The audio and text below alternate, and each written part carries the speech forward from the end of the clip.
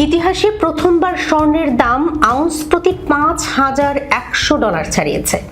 গেল বছর মূল্যবান এই ধাতুর দাম লাফিয়ে 64% বেশি বেড়েছিল।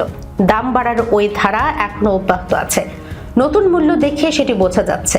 সোমবার রয়টার্সের প্রতিবেদনে বলা হয়েছে, ডলার দুর্বল হওয়ায় স্বর্ণের দাম উঠেছে প্রতি আউন্স $5,089.78। গত শুক্রবার রূপার দাম $100 ছাড়িয়ে যায়। চলতি সপ্তাহে তা $108 বেশি হচ্ছে। এর আগে সর্বকালের সর্বোচ্চ $5,110.50 উঠেছিল স্বর্ণের দাম। ফেব্রুয়ারিতে ডেলিভারির জন্য যুক্তরাষ্ট্রের স্বর্ণের ভবিষ্যৎ মূল্যও একই হারে বেড়ে প্রতি আউন্সে $5,086.30 দাঁড়িয়েছে।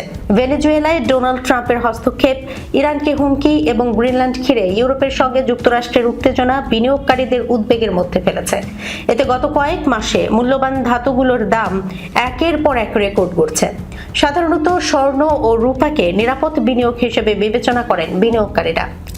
নিরাপদ বিনিয়োগ হিসেবে বাড়তি চাহিদা, যুক্তরাষ্ট্রের মুদ্রানীতি শিথিল হওয়া, কেন্দ্রীয় ব্যাংকগুলোর শক্তিশালী ক্রয়।